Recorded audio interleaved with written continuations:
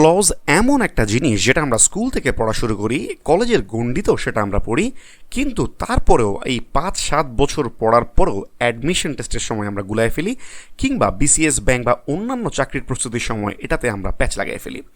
আজকের একটা সিঙ্গেল ভিডিওতে খুব অল্প সময়ের মাঝে আমি আপনাদেরকে নাউন, অ্যাডজেক্টিভ কিংবা অ্যাডভার্বিয়াল ক্লজ কীভাবে খুব সহজে আইডেন্টিফাই করতে পারবেন সেই তরিকা দেখাই দিব। প্রথমে আসেন ভেজালটা আমরা কীরকম লাগাই সেটা একটু বোঝার চেষ্টা করি। She doesn't know why he left, এই কোশ্চেনটাতে এই আন্ডারলাইন পার্টটা কি ক্লজ, এটা যখন আমাকে আইডেন্টিফাই করতে বলে তখন আমি চিন্তা করি আচ্ছা এখানে ওয়াই আছে, তার মানে যদি ওয়াই থাকে বা রিজন বোঝানো হয় তাহলে তো নিশ্চয়ই অ্যাডভার্বিয়াল ক্লজ অফ রিজন হওয়ার কথা। আবার আমরা চিন্তা করি আচ্ছা ঠিক আছে এটা কি তাহলে অ্যাডভার্বিয়াল ক্লজ অফ রিজন নাকি আবার নাউন ক্লজ নাকি অ্যাডজেক্টিভ ক্লজ, তখন আমরা একটা কনফিউশনে পড়ে যাই। কিংবা আমি যদি চিন্তা করি where she lives is a beautiful place, যখনই আমি দেখি যে ওয়ার আছে তার মানে আমি চিন্তা করি আচ্ছা ওয়ার আছে তার মানে নিশ্চয়ই একটা প্লেস বোঝাচ্ছে, এবং প্লেসকে তো বোঝায় সাধারণত অ্যাডভার্বিয়াল ক্লজ। তাহলে কি এটা অ্যাডভার্বিয়াল ক্লজ অফ প্লেস নাকি আবার অন্য কিছু? আপনাদের এই সমস্যার সমাধান কিছুক্ষণের মধ্যে হয়ে যাবে। আমরা চলেন শুরু করি। প্রথমে দেখেন যে নাউন ক্লজ, নাউন ক্লজ জিনিসটা কি? নাউন ক্লজ নাউনের কাজ করবে। তার মানে আমি যখন ভার্বকে কোশ্চেন করব হোয়াট দিয়ে, আমি যদি এই ক্লজটাকে অ্যান্সার হিসেবে পাই তাহলে ডেফিনেটলি আমাকে বুঝতে হবে এটা হচ্ছে একটা নাউন ক্লজ। তাহলে কি করব আমি? না, আমরা ভার্বকে কোশ্চেন করব হোয়াট দিয়ে। দুই একটা এক্সাম্পল দেখলে একেবারে ক্লিয়ার হয়ে যাবে। মনে করেন যে what he said surprised me, আমি যদি সারপ্রাইজড এই ভার্বটাকে যদি কোশ্চেন করি যে হোয়াট সারপ্রাইজড মি, তাহলে আমি কি অ্যান্সার পাই? দেখেন তো, হোয়াট হি সেইড, এই পুরো জিনিসটা কিন্তু আমি অ্যান্সার পাই যে what surprise me, what he said surprise me, তার মানে ডেফিনেটলি এটা হচ্ছে একটা নাউন ক্লজ। কিংবা আমি যদি বলি she doesn't know why he left, এখানে ওয়াই দেখে আমার কাছে মনে হচ্ছে এটা কি অ্যাডভার্বিয়াল ক্লজ অফ রিজন কিনা, কিন্তু আপনি এই যে ডাজেন্ট নো এই যে ভার্বটা আছে এই ভার্বটাকে আপনি কোশ্চেন করেন ওয়ার্ড দিয়ে, শি ডাজেন্ট নো হোয়াট মানে সে কি জানে না, আপনি তখন অ্যান্সার কিন্তু পাবেন ওয়াই হি লেফট, এই জিনিসটা তার অজানা। তার মানে যেহেতু আপনি ওয়ার্ড দ্বারা কোশ্চেন করে আপনি পেয়েছেন ওয়াই হি লেফট, তার মানে এই ওয়াই হি লেফট এটা কিন্তু নাউন ক্লজ।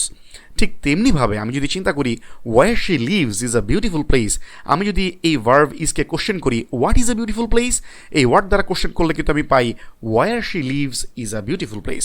তার মানে যেহেতু আমি ইজকে ওয়ার্ড দ্বারা কোশ্চেন করে আমি ক্লজটা পাইছি, তার মানে ডেফিনেটলি এটা একটা নাউন ক্লজ। একই রকমভাবে যদি আমি বলি I am concerned about what, আমি যদি কোশ্চেন করি I am concerned about what, আমি অ্যান্সার পাই হোয়াট শি উইল থিঙ্ক, এই পুরো জিনিসটা। তার মানে এই কারণেও এটা কিন্তু নাউন ক্লজ। লাস্ট একটা এক্সাম্পল দেখি, I wonder who will be the next president, আমি যদি এখানের ওয়ান্ডারটাকে যদি কোশ্চেন করি হোয়াট দিয়ে, আই ওয়ান্ডার হোয়াট, আমি কি ওয়ান্ডার করি? I wonder who will be the next president, এই পুরো জিনিসটা কিন্তু আমরা পাই। তার মানে এখানে who will be the next president এই পুরোটাই হচ্ছে noun clause. Noun clause identify করার জন্য আরেকটা খুব সহজ টেকনিক আছে, সেটা হলো আপনি যদি পুরো ক্লজটাকে যদি আপনি ইট অথবা দিস অথবা সামথিং দ্বারা যদি আপনি রিপ্লেস করে দিতে পারেন তাহলে ডেফিনেটলি আপনি বুঝবেন এটা একটা নাউন ক্লজ। যেমন আমি যদি এই হোয়াট হি সেইড এই পুরোটাকে যদি আমি ইট দ্বারা রিপ্লেস করে দিই, আমি কিন্তু পাই ইট সারপ্রাইজড মি। অথবা ওয়াই হি লেফট এই পুরোটাকে যদি আমি দিস দ্বারা রিপ্লেস করে দিই, আমি কিন্তু পাই শি ডাজেন্ট নো দিস, এটা কিন্তু তারপরেও একটা মিনিংফুল সেন্টেন্স থাকে। ঠিক তেমনিভাবে আমি যদি চিন্তা করি যে ওয়ার শি লিভস এটাকে আমি ইট দ্বারা রিপ্লেস করে দিলাম যে it is a beautiful place, এটা কিন্তু তারপরেও মিনিংফুল সেন্টেন্স থাকে। ঠিক তেমনিভাবে এটাতেও যদি আমরা দিস বসাই দিই I am concerned about this, অথবা এটাকে যদি আমরা ইট দ্বারা রিপ্লেস করে দিই আই ওয়ান্ডার ইট, প্রত্যেকটা কিন্তু মিনিংফুল সেন্টেন্স হিসেবে থাকে এবং এই কারণে প্রত্যেকটা কিন্তু নাউন ক্লজ। এটা নাউন ক্লজ আইডেন্টিফিকেশনের জন্য খুবই শর্ট একটা টেকনিক। এবার আমরা দেখি অ্যাডজেক্টিভ ক্লজ। অ্যাডজেক্টিভ ক্লজ আমরা ট্রেস করতে পারবো কীভাবে? অ্যাডজেক্টিভ ক্লজ আসলে কাজ করে অ্যাডজেক্টিভের, এবং আমরা জানি অ্যাডজেক্টিভ সবসময় একটা নাউনের সাথে অ্যাটাচ থাকবে।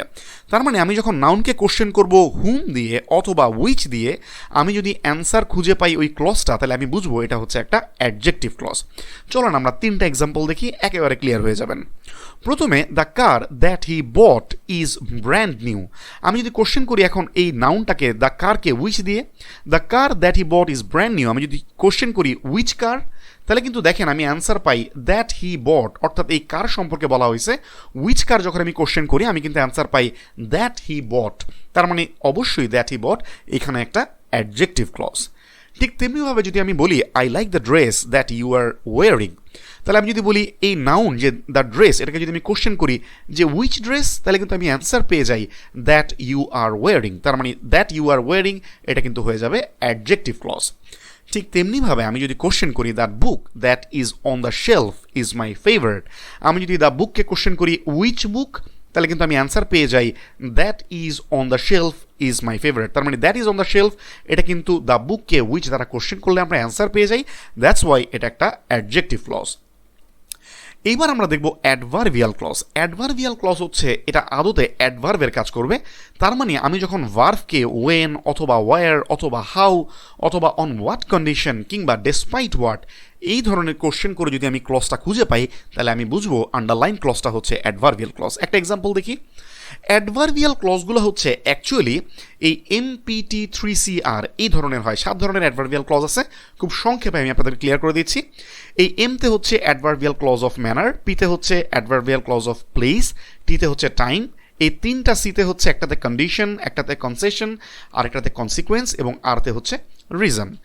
এখন কোনটাকে কি কোশ্চেন করলে আমি যে অ্যান্সার পাবো তার উপর ডিপেন্ড করে আমি অ্যাডভার্বিয়াল ক্লজগুলো আইডেন্টিফাই করতে পারবো। যেমন আমি ভার্ভকে যদি হাউ দিয়ে কোশ্চেন করে অ্যান্সার খুঁজে পাই, সেটা হচ্ছে adverbial clause of manner. Where দ্বারা কোশ্চেন করে যদি অ্যান্সার খুঁজে পাই, তাহলে সেটা হচ্ছে অ্যাডভার্বিয়াল ক্লজ অফ প্লেস। আমি যদি ওয়েন দ্বারা কোশ্চেন করে খুঁজে পাই, তাহলে কিন্তু অ্যান্সার আমি যেটা পাবো সেটা হচ্ছে অ্যাডভার্বিয়াল ক্লজ অফ টাইম। আমি যদি ইফ হোয়াট অথবা হোয়াট ইফ দ্বারা কোশ্চেন করি, তাহলে আমি যে অ্যান্সার পাবো সেটা হচ্ছে অ্যাডভার্বিয়াল ক্লজ অফ কন্ডিশন। আমি যদি অলদো হোয়াট দ্বারা কোশ্চেন করি, আমি যে অ্যান্সার পাবো সেটা হচ্ছে অ্যাডভার্বিয়াল ক্লজ অফ কনসেশন। আমি যদি সো হোয়াট দ্বারা কোশ্চেন করি, সেটা হচ্ছে অ্যাডভার্বিয়াল ক্লজ অফ কনসিকুয়েন্স। এবং আমি যদি ভার্ভকে ওয়াই দ্বারা কোশ্চেন করি, তাহলে আমি যে অ্যান্সার পাবো সেটা হচ্ছে অ্যাডভার্বিয়াল ক্লজ অফ রিজন। এখানে খুব গুরুত্বপূর্ণ বিষয় হচ্ছে অ্যাডভার্বিয়াল ক্লজকে কিন্তু আমি সব সময় ভার্ভকে কিন্তু কোশ্চেন করতে হবে। কেমন? অ্যাডভার্বিয়াল ক্লজকে ভার্ভকে কোশ্চেন করতে হবে এই কোশ্চেনগুলো দিয়ে, তাহলে আমি যে অ্যান্সার পাবো সেটা হচ্ছে সেই ধরনের অ্যাডভার্বিয়াল ক্লজ হবে। আমরা দুই একটা এক্সাম্পল দেখি, তাহলে আমরা একেবারে ক্লিয়ার হয়ে যাব। মনে করেন she sang the song as if she were a professional singer. আমি যদি এই স্যাংকে যদি কোশ্চেন করি হাউ দিয়ে, যে she sang a song how, সে কীভাবে গান গাইলো, তাহলে কিন্তু আমি অ্যান্সার পাই as if she were a professional singer. তাহলে হাউ দিয়ে কোশ্চেন করে যেহেতু আমি অ্যান্সার পেলাম, তাহলে প্রথমত এটা তো অ্যাডভার্বিয়াল ক্লজ, এবং দ্বিতীয়ত এটা হচ্ছে অ্যাডভার্বিয়াল ক্লজ অফ ম্যানার। এখানে প্রত্যেকটা এক্সাম্পল হচ্ছে এইরকম। আমি আরেকটা এক্সাম্পল আপনাদেরকে দেখাই। মনে করেন আমি ভার্ভকে ওয়েন দ্বারা কোশ্চেন করলাম, he will call you when he finishes his work.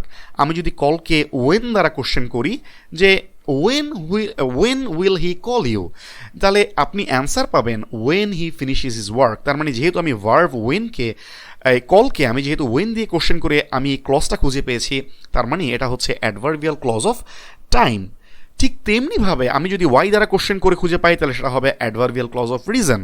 যেমন she didn't attend the party because she was feeling unwell. আমি যদি কোশ্চেন করি why didn't she attend the party, এই ভার্ভকে কোশ্চেন করার পর আমি কিন্তু অ্যান্সার পাবো because she was feeling unwell. তার মানে ওয়াইকে দিয়ে আমি কোশ্চেন করার পর যেহেতু অ্যান্সার পেয়ে গেছি, তার মানে এটা হচ্ছে অ্যাডভার্বিয়াল ক্লজ অফ রিজন।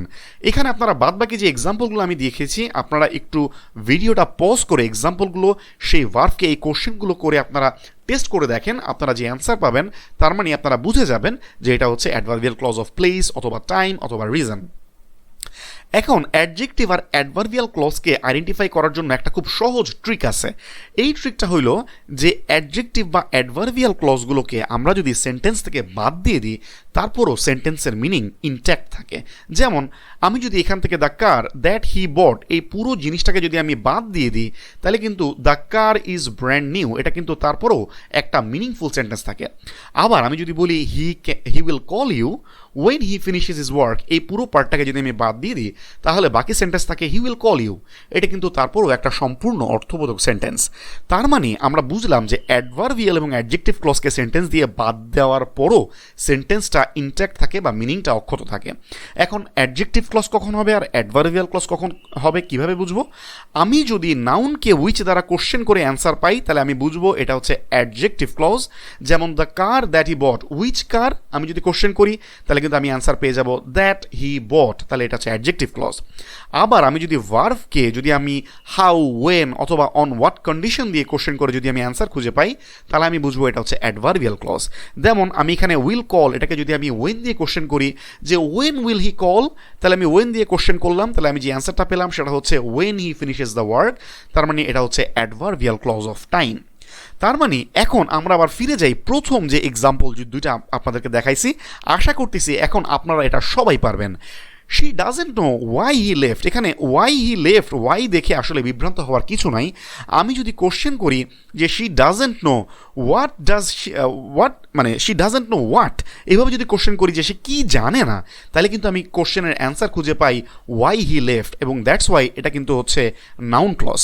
একই রকমভাবে যদি আমি বলি where she lives is a beautiful place, এই পুরো জিনিসটাকে যদি আমি কোশ্চেন করি what is a beautiful place, আমি কিন্তু অ্যান্সার খুঁজে পাই ওয়ার শি লিভস। ঠিক তেমনিভাবে আমি যদি এটাকে ইট কিংবা দিস দ্বারা রিপ্লেস করে দিই, তারপরেও কিন্তু এটা মিনিংফুল থাকে। দ্যাটস ওয়াই এটা ডেফিনেটলি এটা একটা নাউন ক্লজ। আশা করতেছি ক্লজ নিয়ে আপনাদের যে ঝামেলাগুলো, সেই ঝামেলাগুলো কিছুটা হইলেও আপনাদের দূর হয়ে গেছে, কনফিউশন ক্লিয়ার হয়ে গেছে। আপনারা ভিডিওটা একবার দুইবার দেখবেন, তাহলে খুব ভালোভাবে এই ক্লজের যে ঝামেলা সেটা একদম পুরোপুরি আপনাদের দূর হয়ে যাবে।